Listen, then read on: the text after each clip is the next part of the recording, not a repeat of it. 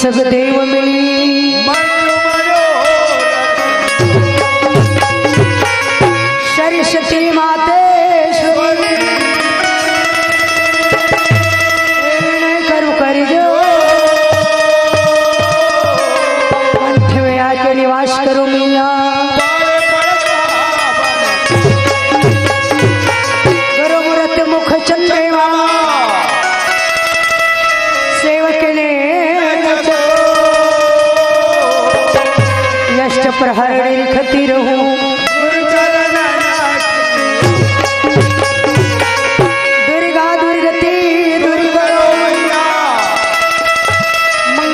शिवका मन मंदिर उज्ज्वली करो माँ लाली रे हलाली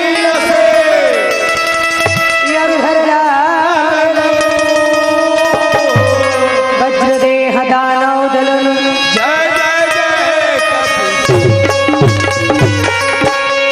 ओनतन संकट मंगल मूर्ति राम लखन सीता सहित बोल हनुमंतलाल महाराज की बोल शीतला मातेश्वरी की ठाकुर देव महाराज की जय कहाँ दाई हो सुबह बोलावा नहीं लगेगा अस्कट मत बोलाओ दाई हो हम बोलाओ राम नाम में कोनो अस्कट आ गए तब तो फिर भाई गए राम नाम में आलसी भोजन में लवलीन के थे राम नाम सदा मिश्री सोवत जागत ना बिसरी के जिस हालत में हो जैसा भी हो राम का नाम लेना ही आवश्यकता है यही सारे बाकी सब बेकार है दाई चलो बोलो वृंदावन बिहारी लाल की मोरी सना ना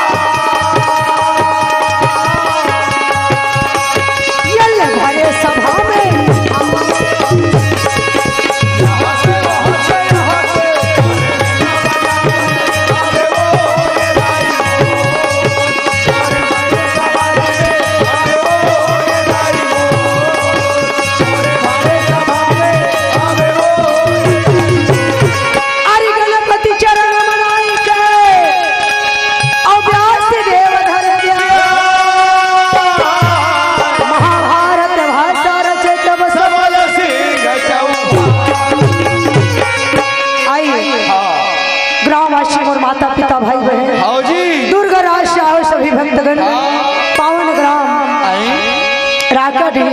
वाह भाई वाह पवित्र माटीला यहाँ के समस्त देवी देवता माटी महतारी धरती माता शीतला मातेश्वरी अच्छा आप सब मातुल्य बैठे पिता समान बैठे हो भाई बहन के समान सब बड़े बुजुर्ग मन के श्री चरण में मैं सबसे पहले कोटि कोटि प्रणाम नमन करथन वंदन करथन जी बड़ा सौभाग्य की बात है आज हमारे राका ग्राम में 2 दिवसीय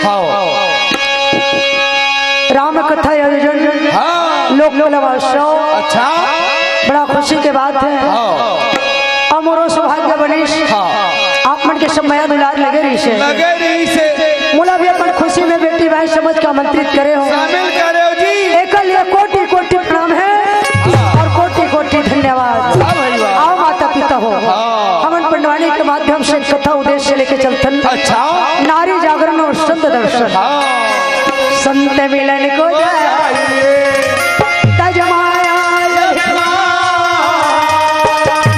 जस जस बगे आगे बढ़े तो आओ नारी जागरण संत दर्शन अच्छा जागो नारी जागो जागो और कथा जल्दी चालू करता जहाँ तक के दाई मन के समय भी हो जाते ना तुम्हार बेरा हो जाता संध्या काल सब संतन को नमस्कार। गरु गाय गलो देखे लाखे। आजकल गरु गाय कहते, पहली गौ लक्ष्मी कहा है, उल्टा हो गया भैया गोठा। हम बदलेंगे युग बदलेगा, बस नारा भल्ला का हुआ था। हम सुधरेंगे युग सुधरेगा। अपने आप युग बदलता नहीं भाई, न अपने आप युग सुधरता है। बोलो वृंदावन बिहारी लाल की राम सिया राम।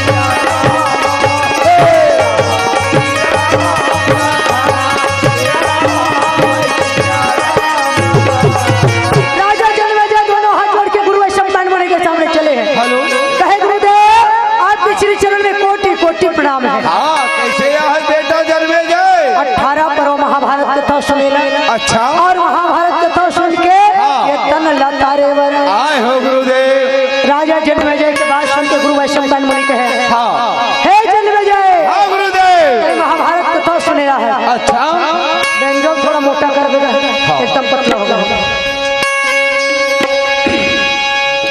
तो महाभारत कथा सुनने के कारण क्या है? क्या कारण है बेटा? राजा जन्मेजय हाथ जोड़े, गुरुदेव महाभारत कथा सुने के कठिन कारण है। क्या कारण है? ये जो मूर्तन दिखत है ना, पूरे शरीर में 18 प्रकार के कुष्ठ रोग से राजा जन्मेजय शरीर में 18 प्रकार के भैया सो रोग न दूर करे के खातिर मैं आपके शरण में अपन वंश की कथा सुने लाए। भरा हो गुरुदेव। गुरु वैष्णव जी कहे जन्मेजय ते कथा सुने ला इसलिए मत आवे। गुरुदेव सुबह 4 बजे पहट के स्नान करवे। अच्छा, अब पीला वस्त्र धारण करके आवे। सुबह से लेकर शाम तक तो लेकर परो कहानी सुना हूँ बेटा। तो पीला वस्त्र सादा पर यही जन्मेजय पता चल रही मूर्तन के प्रकार के रोग दूर हुआ थे। गुरु वैष्णव जी मुनि गंगा घाट में बैठे हैं, वेद शास्त्र निकाले हैं। राजा जन्मेजय हाथ जोड़े आंख बंद करे हैं, पैर के मोड़ के बैठे एकदम कथा में कथे भज नहीं।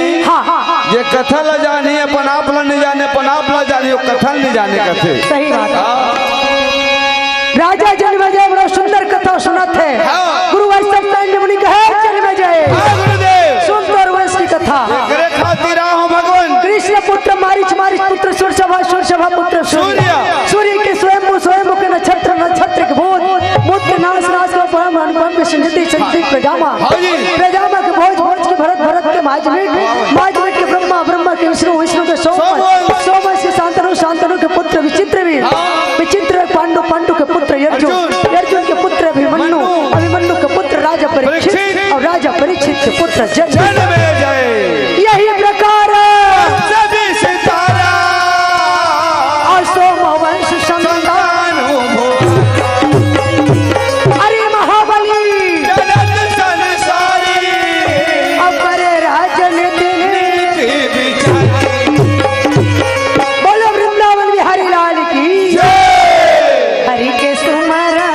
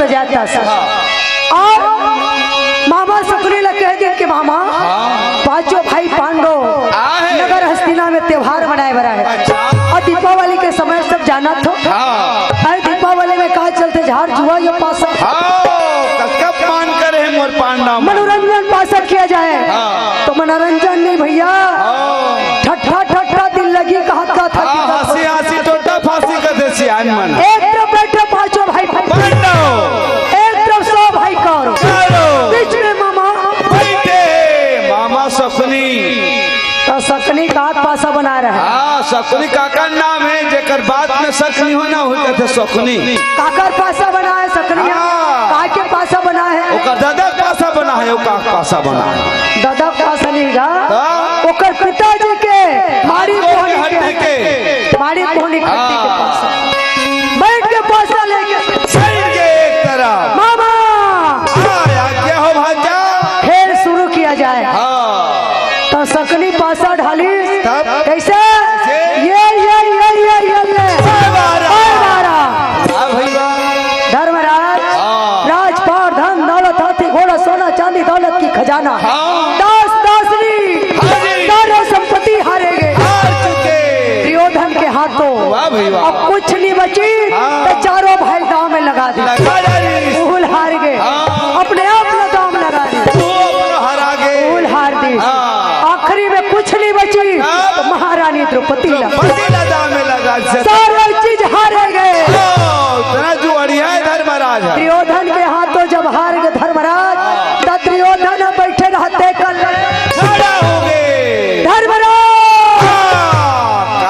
धर्मराज सब मेरे हाथों संपत्ति अपने आप को हार गए सब मेरे दास बन गए हो कान खोल के सुन लो जो मैं आदेश देता हूँ आदेश के पालन करो धर्मराज के थे कौन से आदेश क्या बात है भैया आदेश 12 वर्ष वन में वनवास और 1 वर्ष अज्ञातवास जाओ कई 13 वर्ष के समय व्यतीत होते तक बीच में दुर्योधन पता चल गए तो सोच लो फिर तुम्हारा 13 साल ले वनवास भोगेला पड़ी भैया उसने वनवास भोगा था 13 साल के बीतत ले मोर से छुप के रहू ना मोला पता मत चले तैसने है धर्मराज के थे जो आदेश पांचों भाई पांडव महारानी द्रौपदी वनवासी वेशभूषण धारण और जंगलों के मार्ग निकल गए तय भजन कर ले भैया जा पाए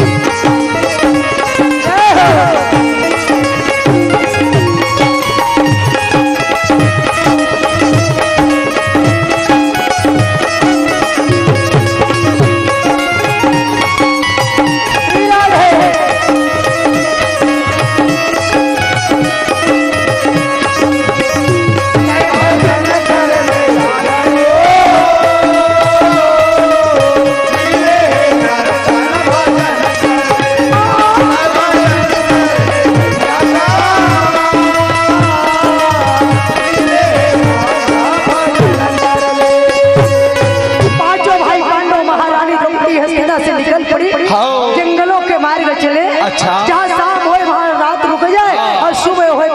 रास्ता चले पांडव। हाँ, जंगल झाड़ी पार पर्वत शहर नगर नदी नाला कुआं तालाब काटा कंकर देश विदेश क्षेत्र परिक्षेत्र पार करत थे, समय बितावा थे। समय व्यतीत करते हुए पांडव महाराज द्रौपदी कामयाब वन में पहुंचा थे भैया। अब कामयाब वन में पहुंची था। वहाँ कौन रहे? कामी नाम के दानव। कामी नाम के दानव माता पिता हो।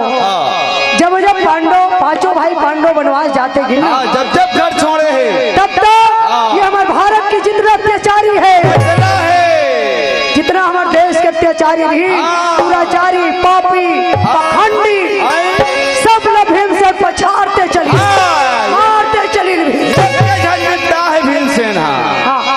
एक झड़ निपटा है। कहाँ कहारी हिडब्बन में हिडब राक्षस चक्रनगर में बकासुर दानव और काम्यकुंड में कामी नाम के दानव सख्त तीनों भाई है भैया। एमन तीनों जन भाई है। अलग अलग क्षेत्र के दबदबा रहा राजा एमन। भीमसेन कामी नाम के दानव मारी आओ पर न कुटिया बना के कामयाब समय बितावा थे भैया। धीरे धीरे समय लगे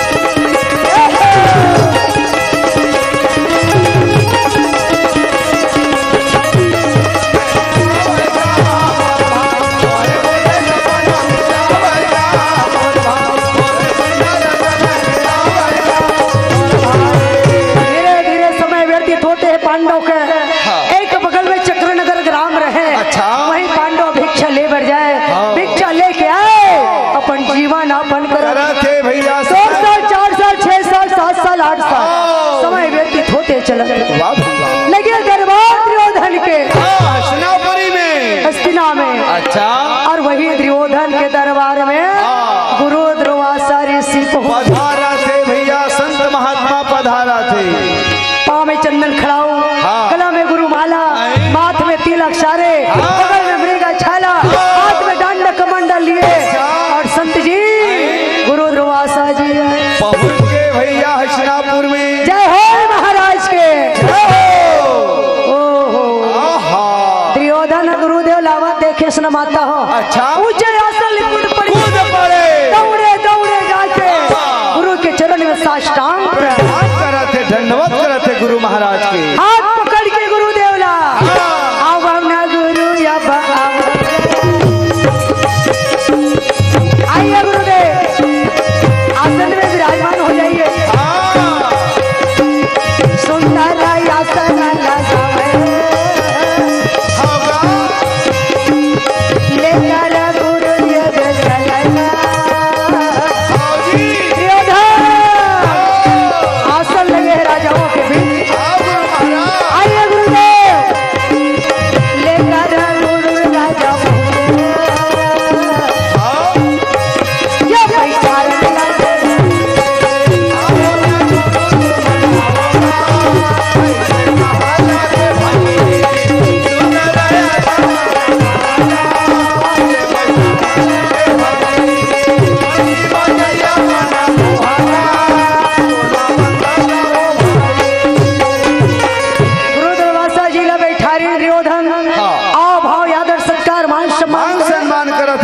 और गुरु दुर्वासा के सामने दुर्योधन हाथ जोड़ के खड़े हो गए।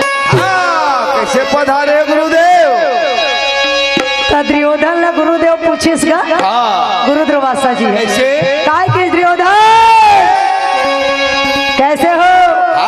हम सब मजे मजे में हैं महाराज। सही बात है दादा। ये दो प्रकार के होते हैं गोठा मजा और आनंद अलग अलग। जिसके पास पॉकेट में पैसा है उसी के पास मजा है। जो भगवान के भक्ति में लीन है उसके पास आनंद है। बोलो वृंदावन हरि लाल की जय। मजे में हूँ महाराज, हाँ सब अच्छे, सब आनंदमय है गुरुदेव। गुरु के सामने हाथ जोड़ के दुर्योधन बोले, हे गुरुदेव आप मेरे काम कर दो। हाँ बढ़िया समय में आए गुरुदेव, आप एक काम कर दो। दुर्वासा जी कहते यहाँ का काम है दादा? चेला रे गुरु त्यारे धरा थे। संसार में चेला गुरु का आदेश के पालन करते। कथे गुरु से कपट मित्र से चोरी, कोई हो निर्धन कोई हो कोड़ी, और ये हमला आदेश देते क्या बात है? गुरु पुता तैयार थे। फरमाइए दुर्योधन क्या बात है, बोलो क्या बात है? पांचों भाई पांडव महारानी द्रौपदी के साथ 13 साल के लिए जंगल गए हैं। का जंगल में है, का गांव में है, का घर में है, ओला पता लगा के आज गुरुदेव, ताकि उसका 13 वर्ष वही बीत जाए। कई 13 साल जंगल में बीत जाए। अगर 13 साल के समय व्यतीत करके दुर्योधन कहीं हस्तिना धर्मराज वापस आ जाए तो फिर मोर सन लड़ाई कर ही दादा बंटवारा जेल पड़ी, राज वाला लड़ाई करी। कलयुग के प्रभाव है नहीं दादा हो। कलयुग का है तोर हम मोरे थे, मोर हम मोरे थे, ओकरे नाम कलयुग। ओकर ओकर दिन हुई रात बितन दे कहीं भी हो। हे गुरुदेव आप पता करो आके मुलक संदेश। गुरु दुर्वासा जी कहे ठीक है, पर अकेला नहीं जाना, आपके साथ दल बले 88,000 ऋषि लेके। हे महात्मा, और जाति पांडव जहाँ भी मिले जाति परीक्षा लेना। बोले कैसे? सब जन भूख लगे कहू ना जी, सुधा लगे बोलना। अगर पांचों भाई पांडव धर्म के रास्ते पे चलता होगा तो बिल्कुल आप लोगों को भोजन कराएगा, और नहीं तो फिर भूखा भोजन रहे गोपाला हाथ में धर ले कंठी माला। जो आदेश के गुरु दुर्वासा जी और 88,000 ऋषि के साथ निकल पड़े भैया, पांडव खोजे बर चल दी। मोरे बोले तमुरा, मोरे बोले तमुरा का जिंदगी अधूरा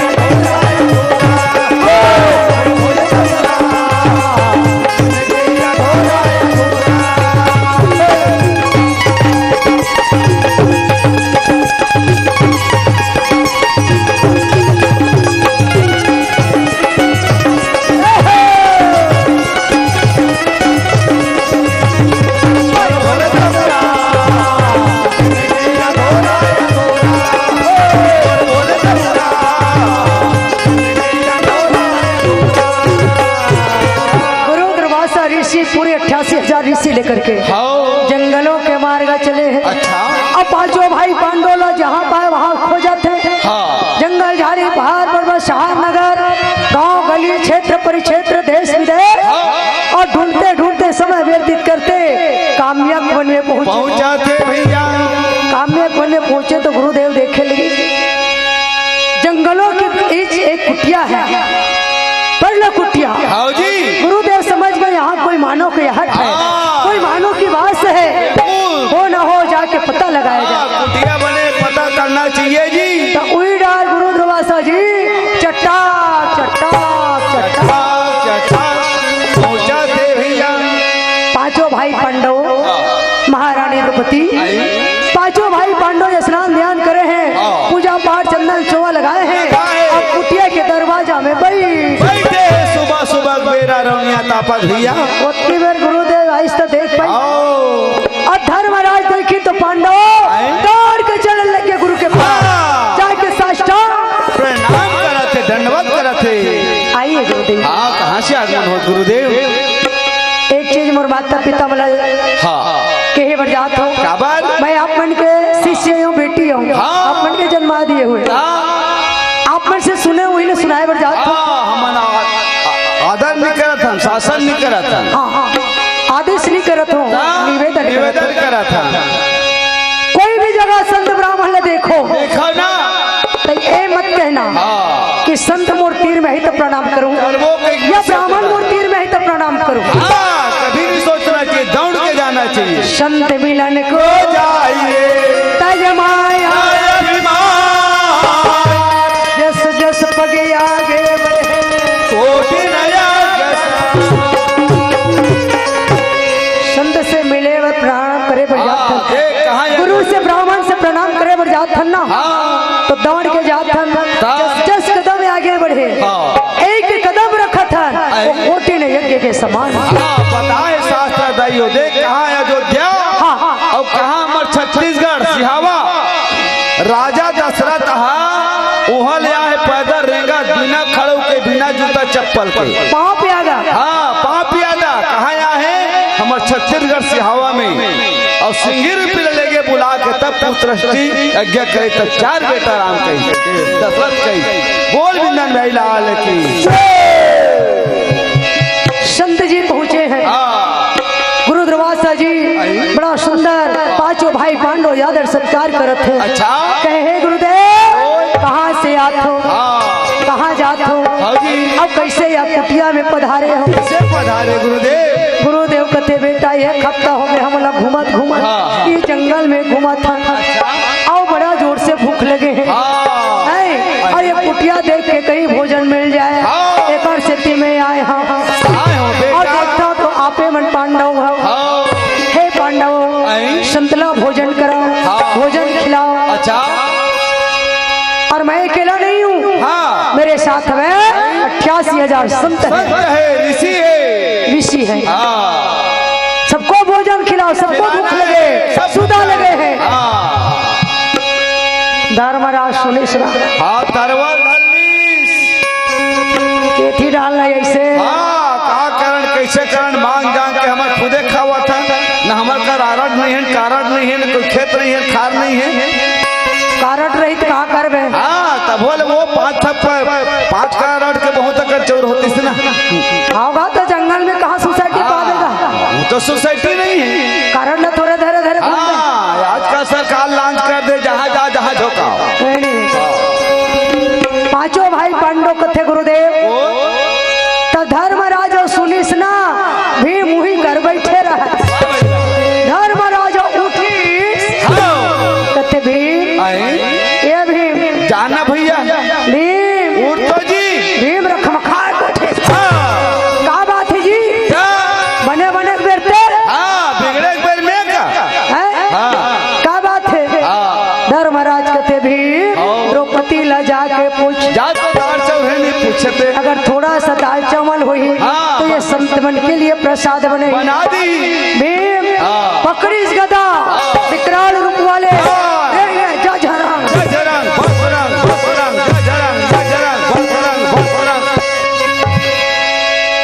और जाजरंग सुने बर बला है वो नहीं आए वो हमला जझरंग फसरंग तो पर नहीं आए जेल में तो बैठी द्रौपदी बैठे रहे ना वही का पाँव कुटिया भीतर में द्रौपदी बैठे द्रौपदी ए द्रौपदी काय मंझला द्रौपदी कहते चिल्लाओ माँ तुम्हारे सबोल सुना था मैं अच्छा दो बीजा नमक खंगे दो बड़ी नमक तो नारी 1 किलो चाउर खंगा थे तो नारी 2 पैसा पैसा खंगा थे तो नारी ये नरवा मन का बुता करी हम देखे के शोभा हो तुम्हार घर के शोभा सब पाछुए मन बड़ा घूरा ताली बजाए बार घलो पिछुआ जय बोलाए बार घलो पिछुआ कमाए बार घलो पिछुआ खाए के रखवा हम एक ठन बारे कर से आगू चुरे चाहे मत चुरे हैं घर के मुहाटी पहुंचे चिल्लाई अब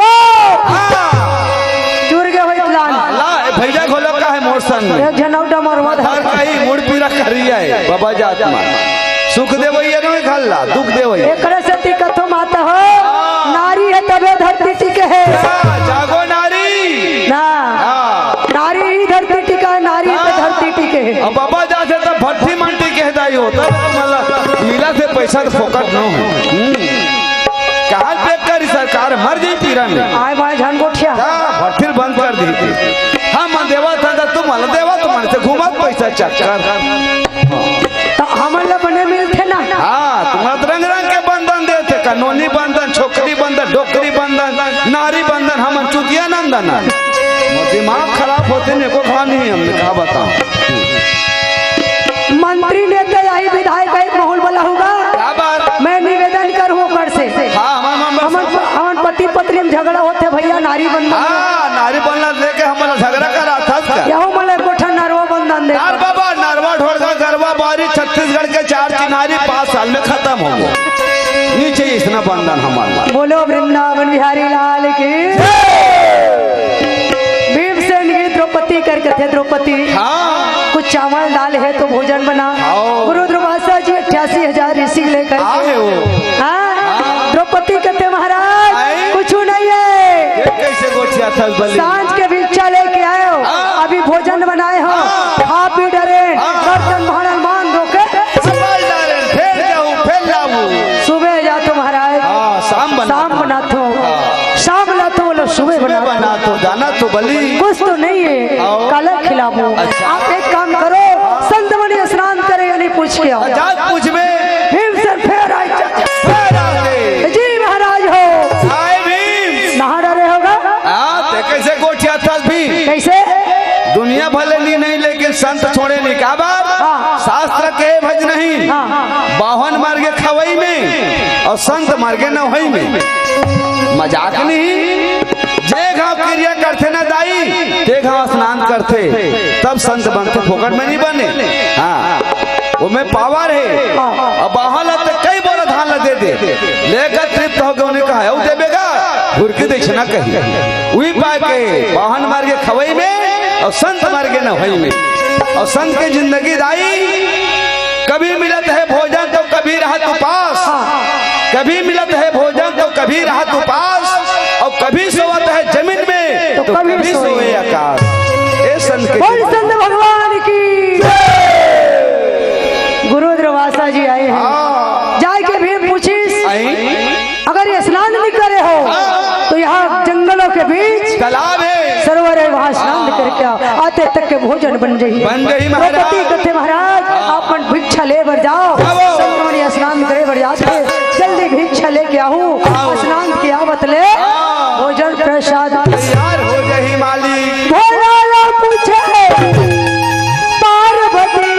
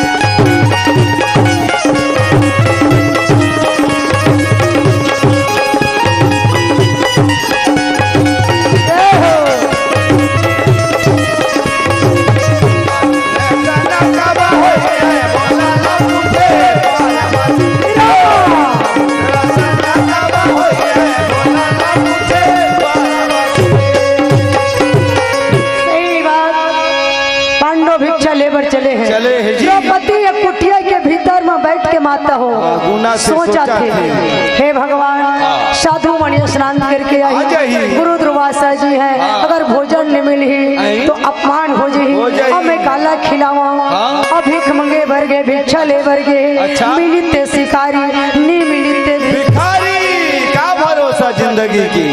द्रौपदी कुटिया के भीतर में बैठ के कहते जिसका कोई नहीं उसका भगवान होता है जी, ऊपर वाला, किसी से काम किसी का बनता नहीं, वो परमात्मा को सौंप दो बनेगा। जरूर बनी। द्रौपदी की याद आ गए भगवान श्री कृष्ण के, जब जब पांडव पर भी पता थे, द्रौपदी बहनों पर भी पता थे, तब कन्हैया के सिवाय मोर भी मतलब कोई नहीं टारे, हर संकट के तरैया भगवान है, और मोर भाई कन्हैया मुरलीधर कन्हैया ही मोर लाज बचा सकते।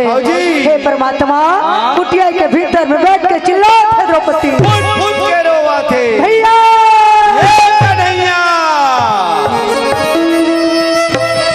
आज गुरु दुर्वासा के पास हाथों से लाज बचाना तोर काम है प्रभु, मैं संत मतलब भोजन कैसे खिलाऊं, कहाँ से खिलाऊं, इतना संत है। हे कन्हैया द्रौपदी कुटिया में बैठ के चिल्लाते भैया कन्हैया आओ, हे नारायण मोर पुकार न सुन के आजा कन्हैया, बंसी के धुन में रिझैया घनश्याम,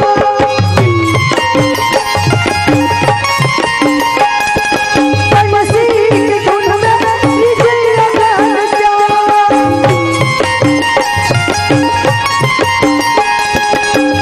तीन लोक की नारायण लेवा गोतुरी नाम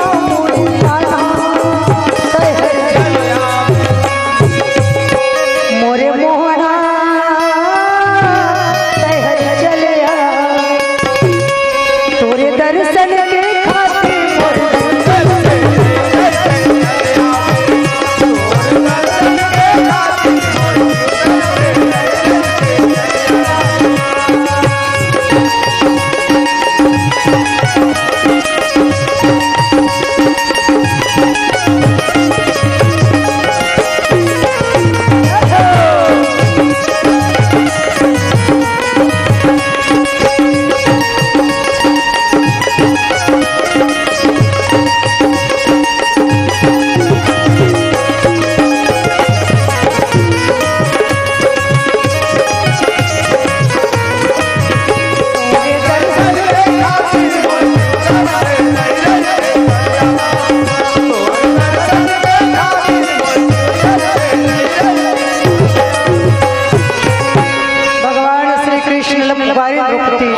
भैया तो उस समय नारायण रुक्मणी मैया के साथ सुंदर द्वारकापुरी में आसन में बैठे रहे, पद्मय आसन में, सुंदर आसन में जी बैठे रहे। तो द्रौपदी जब वन में पुकारे लगी ना, चिल्लाते भैया भैया,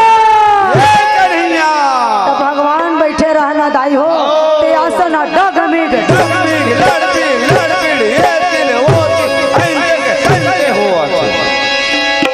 रुक्मणी मैया कहते महाराज ये आसन है कैसे डगमगावत नहीं मैं नहीं डोला था, कौन डोला ये अपने आप डोला थे। कैसे डोला? हे नारायण देखा तो आज कौन जोगी के जोग पूरा हो गए, तपस्वी के तब पूरा हो गए, मृत लोक में कौन मानोला संकट देखा तो कन्हैया आखिल मुंद के न देखते होते का जान आखिल मुंदी तो कहते ढाले देवता मन आखिल मुंदते तब उकर टावर पहुंच पाते। सही बात। मिलते मल्ला भगवान श्री कृष्ण जी आंख बंद करे हैं और दिव्य दृष्टि से देखे लगी, योग दृष्टि से देखे लगी। तो देखिए कहा और बहन द्रौपदी काम्य कोन में बैठ के रो रो के चिल्ला रुक्मणी मैया ने बताई कौन हो चला नहीं बताई, आसन में बैठे रहते हैं रुक्मणी कहते आई आई आई आई आई आई हो गया दुनिया भर ले भागते लका हो गया धोती छूटत आवा थे काय तो तेनी धर तो कर धोती ला हमन का बर धर का लागा थर ओकर धोती धरे जाबो हमन पजामा वाला मन अपन से ती पहने धोती ला ते काबर भागत हसरो हिंदी बतावत हस कन्हैया आए भाई भैया भूता से तो कन्हैया कथते नहीं जाना भक्त के आवाज भगवान भागे भागे जाते एक से तीत कथे ना यहाँ सृष्टि में भक्त के बगैर भगवान के नहीं चले न भगवान के बगैर भक्त के नहीं चले भक्त पुकारते तो भगवान दौड़ के चले आते 2 दिवस में राह दाई हो हाँ संपूर्ण शक्ति लेके भगवान मानते 33 कोटि देवी यहाँ विराजमान है काबल मानवे तब देवता है नहीं मानवे तो तीनों लोक में घूम जा पत्थरा पत्थरा कलयुग के प्रभाव बोल राजेंद्र सरकार की दौड़े लगे इसका नहीं ते चुप पे रहा ते नहीं जाना चिल्लाती गड़ू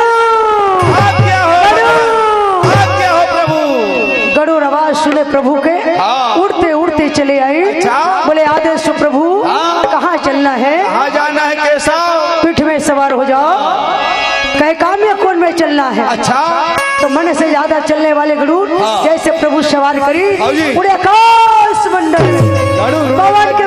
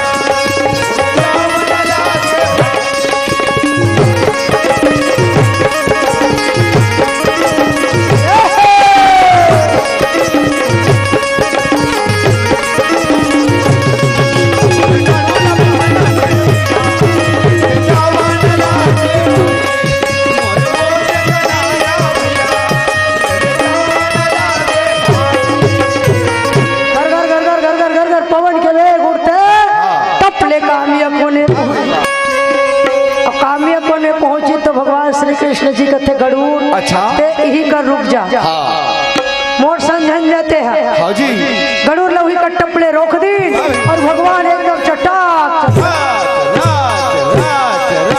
पाव के पदुम बाजा थे द्रौपदी पर्ण कुटिया के भीतर बैठे रहे सोचा थे कत्का बिराही भैया कैसे नहीं आते भैया कन्हैया कैसे नहीं आते दुख होई भगवान वैसने कहा दाई हो टपले भगवान चराचर के मालिक द्वारका पाँव के पदुम बजी द्रौपदी दौड़ के निकली भैया आगे दाई भाई ला चाय बना हूँ दाई एक और गोसाई से नहीं करते सबके गोसाई बनाते मया हमारे नहीं बना ही एक और बहिनी करते हाँ सबके बहन करते अपन भाई ला चाय बना नहीं वो भाई पर चाय हो इसने करना था समझदार न का समझदार द्रौपदी कहती भैया आगे कन्हैया आगे भैया आओ बैठ भैया बड़ा सुंदर बिठा दी मैं लोग मन अब्बर तू बेहतरीन होते मैं के कहूँ पहुँच गए नहीं तान पर्ची वर्ची नहीं बिठा सीधा भीतरी कुरियम लेगी आओ मैं के सका भीतरी खा और ससुराल के अंगना दुआ मैं के आगे नहीं तो रहेदार और ससुराल को तो झिल्लोदार और कहीं कुछ बन के था नहीं टमाटर के दे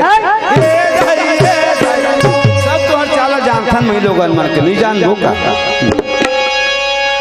द्रौपदी कहते भैया काय वो आप बैठ कर नहीं आओ मन में सोचने लगी मोर भाई कत्ता बेर के निकले है दाई कते ढाले आवत थे गांव गली में रहते हो चाय शक्कर लानते हो बनाते हो पियाते हो कहीं रहते थे जल्दी रात के भाई हवा डालते हो गरीबी का करे द्रौपदी कथे कर से बात किया जाए और सही बात है दाई हम बेटी जात की आदत है एक ठन बड़ा विचित्र एकदम लाचार है तुहर गोठा आदत था गोठन गोठनी आदत है। गोठा आदत है कितना है? हैं? 8 दिन के पहले फोन लगाए रहो भैया, एको दिन घूमे लिए आते गा। हाँ तो भाजी भाजा देखे बार 6 महीना हो गए तो कते नोनी धान पान बुनाई चलत है। हाँ फुर्सत मिलू बिल्कुल आ जाओ। हाँ बिल्कुल हूँ 2-4 दिन। 1 सप्ताह के बाद भैया फुर्सत मिल गए। हाँ। चल बहनी घर के टप ले पहुँच जाते। फोन लगा 15 दिन के पहले आए नहीं पहुँच जाते। तो बहनी सुंदर लोटा में पानी दी, अच्छा कुर्सी लगाई, गोड़ धोले भैया, तेरे कर बैठ जा भैया, चाह बना डरी और चाय के प्याला ला के दे डारी। चाल भाई देते दाई हो आगू बैठते बहनी मान। हाँ जानता तू हर चाल ये हमार मन के आदत है। ये मन है ना बकरा का सागा, बिल्कुल बकरा खाते फांसी चौन ला। ऐसने मन कहीं थे माथे भाई लाओ मांग करते कैसे गा तो भाजा बनी लाते का। हाँ देखा था दे 1 रुपया चाल है ना, चाल दे देते बेटी मई मना और सही मागू में बैठ जाते बहनी माँ। भैया चाह गुटका थे पिया थे। हाँ गोठियावा थे हकारू भारा थे भैया काय नोनी डोकी दही बनेगा बढ़िया है वो भैया, काय वो बाबा बने वो बढ़िया है भैया, ये नोनी हमार संगी जौरिया मन बनेगा। ये चाल नहीं भीतर में रख और पहले गोठिया ले देकर बाद में पी देबे। नंबर घोट दे था न पियान दे था सब बढ़िया है। संगी जौरिया मन बने हैं वो बढ़िया है। पड़ोसी घर के कुकुर खोला बढ़िया है। अब लंबा पहुंचते बेटी माना अब बड़ माया। गांव में कभी नहीं उठा संगवारी जिंदगी भर। जब ससुराल जाते ना तो धुरियल कुकुर ला जान डालते मर गई गाँव कुकुर के इतना प्रेम बढ़ भगवान कहते हे भगवान। हाँ अते पूछा था द्रौपदी, हाँ द्रौपदी घलो कहाते कते ढाले आथस भई, कैसे आथस भई, कत्ता बेर के आथस का बारा था भैया और अपने बलात अपन बला है रो रो के। तो भगवान कहते तो भाई भी कहते ना मैं भी जवाब देने के लिए कभी नहीं करता। नहीं करो ईट का जवाब पत्थर से। वो थोड़े कहते बला था मैं आता हूँ कौन हो भाई ने कहा पेटला धोए का आजकल भाई मन है नहीं। तब कहते द्रौपदी 3 दिन हो गए ये जंगल में घर छोड़ी बहन और जंगल में घुमत घुमत मुला बड़ा जोर से भूख लगे।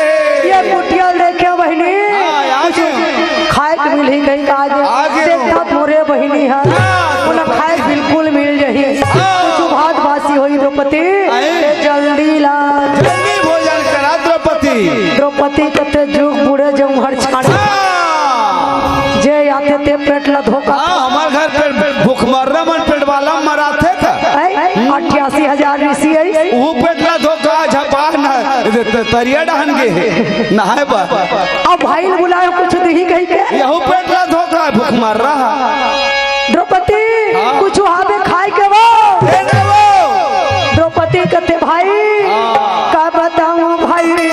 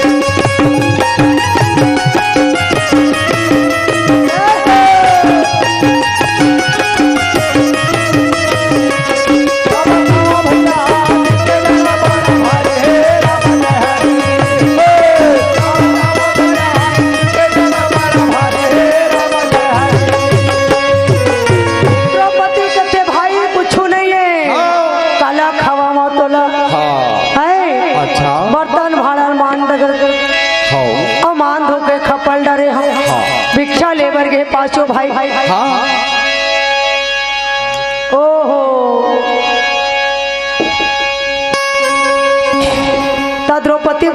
में बनाए? हाँ। मिट्टी के बर्तन। बर्तन में जी। जंगल में कहा बर्तन पर, मिट्टी के बर्तन में भोजन बनाए द्रौपदी। मिट्टी के हंडी में भात, मिट्टी के कनौजी में सुबह रांधे सियान मानना तो 3 दिन खाए वो बासी लटेड़गा नहीं डोकरी डोकरा ढाई मन जानते। अब कहाँ पावे कांच के बर्तन घोड़ा भीतर फेंका है और कांच में खावा था ना चांदी सोना के पथरिया है रोगा आई खाए द्रौपदी कथे भाई कुछ नहीं है। का साग रांधे रहे वो? आई चरोटा भाजी ताएगा कहाँ जंगल में फूल गोभी भाटल पावे। तो एक काम कर, कैसे ते रांधे रे बर्तन ना वो बर्तन मला दोनों मोर कर ला बोला देख के कैसे मन मढ़ावे कैसा जो भोजन बनाई हो द्रौपदी वो भोजन के पात्र मेरे पास लेके आओ। अच्छा द्रौपदी कहते मैं तो सग बहिनी विश्वास नहीं है क्या? बहनी ऊपर अतः विश्वास नहीं है। नहीं है गा नहीं है साथ भात नहीं है एकदम पड़ती तहस कन्हैया तो बर्तन ला लाना वो कैसे लाऊंगा लाज लाग के मोला इसके मारे द्रौपदी साग भात रांधे रहे और ये कनौजी ला डार के कन्हैया कल्ला ये देख ले कन्हैया विश्वास नहीं है तोला देख ले भगवान श्री कृष्ण जी जो भात रांधे रहा दाई हो। अच्छा भोजन बना रहे हंडी वही बर्तन ला उठा ली घुमा फिरा के देखा थे कुछ नहीं है। मजाए बर्तन में का रही जी सब्जी बना है ना वो भाजी साग रांधे थे कनौजी उठाई देखा थे भैया तो देखे इसका भाजी साग के कण थोड़ा सा चिपके है। हाँ लग रहा कनौजी में चिपके है। कथे देवी लबरी असो कैसे सग भाई बर लबारी मारता द्रौपदी पागे कन्हैया अरे साग रांधे रहे भाजी साग लटके है तो कैसे कर बेगा लकड़ा भाजी खाबेगा आए अब भैया कह के चिल्लावा था सरोवा था और भैया बर तो माया हकम हो गए लकड़ा भाजी बचा कर रखे है लख 84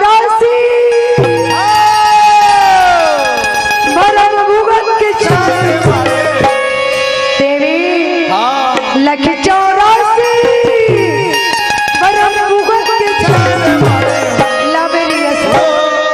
लबरियस माया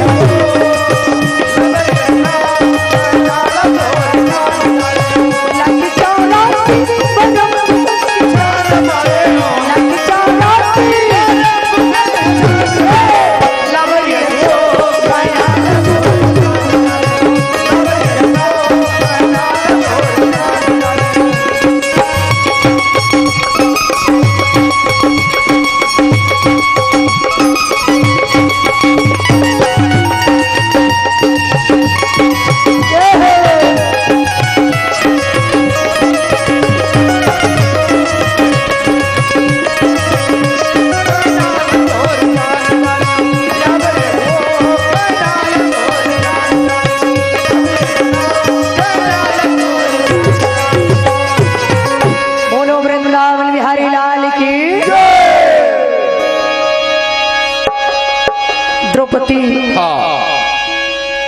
भगवान श्री कृष्ण जी अच्छा जो कनौजी में भाजी साके के कंड चिपके रहे वही ना द्रौपदी। अच्छा भगवान श्री कृष्ण जी वो भाजी साग के कंडला निकाल के भोजन बना के प्रसाद समझ के ग्रहण करे लगे भाई